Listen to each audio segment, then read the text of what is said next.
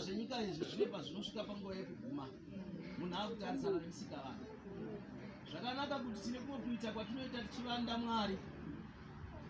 Chinondishamisa vanhu vanoda kunamata Mwari, vanotya anotungamirira chechi havatyi Mwari. Vanotya kunopinda chechi nekuti vari kutya kuti kuchechi kune muprofita achazovaprofita, asi havana kutya akagadzira munhu iye anoona kunyange zviri pasi pevhu, iye anoona kunyange zviri pasi pemvura. Nau kudzoka kwaiye akaenda mwanakomana waMwari achiti ndakuenda kunogadzira dzimba asi ndichadzoka.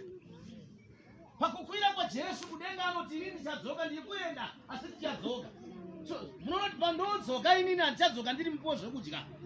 Pandiri kudzoka inini asi ndiri murapi wevanorwara, asi ndave kudzoka ndaa mambo ndozvatakagarira. Takamirira kudzoka kweanodzoka ari mambo achazotarisa zvaakaziya ati zviitwe. Kunonoka kwake kudzoka hakusi kurega, asi kuti segrace period iri kupiwa kunzi vanhu varurame. Ndo zviri kutsvagwa pamunhu nekuti Kristu akaenda. So munoona kuti nguva yekutamba hapasisina, nguva yekubhabhadhirana pakunamata yakatopfuura. Ina haisisiri nguva yekushumira kuti vanhu vekukereke, asi yave nguva yekuonesana kune vane rwendo, nokuti ndo patasvika. Haleluya, haleluya. Kufunge Mwari vatibatsire. Vatadzi vachava nokutya kukuru, vanoodedera pameso vasakarurama vachazoparadzwa, vaiswe muchimoyo dzambutsika. Regera zvakaipa mutye mururame, munzwe izwi rashe muna vasemose teurire musi wake netsitsi inguva nazvino chiuya. Tati tiri pagrace period, mumwe munhu ari kutenderwa handiti. Munoona Mwari werudzi watinonamata ndiye Mwari anoti kana munhu atsauka arasika afunga kudzokera kwaari. Paunofamba step imwe chete uchienda kuna Mwari, ivo vanofamba dzine gumi kuchinganidzana newe. So unoona ndimi Mwari vasina matongero evanhu. Munhu paanenge atsauka nekuda kwemareasons, munotomuataka kuti arege kuzodzoka. So tiri kuti pakudzoka kwake muchazomira sei naye. Tati Mwari ndiye ari kuti uya titaurane kuti mukana wekukurukurirana uchiripo.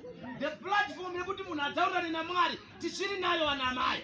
So tiri kuti munhu uya kuna Mwari wakamirirwa, mweya uri kuchema, ari kuchema kuti akakumirira, akakusikira for a reason. Hallelujah, hallelujah.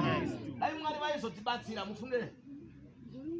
Takati chibva ukadoma kubosi ndakatononoka kuenda. Vanova kuenda kuda kwamareasons. Saka ndakangosvikawo. Takasvika pachitoti paprofesi yekunzi muno munhu uri kunzi mufiwe. Ndo maitiro aita ameno mwo zvezvinyawo zvaibatawo basa rani. Saka parinzi mufiwe nazini. Saka ini ndakanga ndichingwawo ndichiro vanhu vanozvirinza sebasa rako. Saka Mwari havasi munhu wekutamba nawo, munhu mukuru handiti. So munoona kuti takanzi tizotora mavhu tichibva ikoko. patinenge takuya tizoita munamato wadaita sei. So ini ndakatora munamato ndikaubata maoko ndapedza ndakudzoka. Pandakapedza ndichisvika muChegutu ndichiti ndakabata mavhu sati ndamwaya gozi takanzi mari kuva matatu. Ndichiti ndakabata munamato uya ndakasvika robot riri green remuChegutu riya. Saka ndakasvika riri green ndichida kuprocedure pakabva vamwe tsano vaida kutena uku vaimhanya zvisingaiti. Saka ndakavaona ndobva ndamira ndakamboflasha zvishoma ndobva vaita semunhu aita sei amira. Saka pavakaita semunhu amira ini pandakada kuprocedure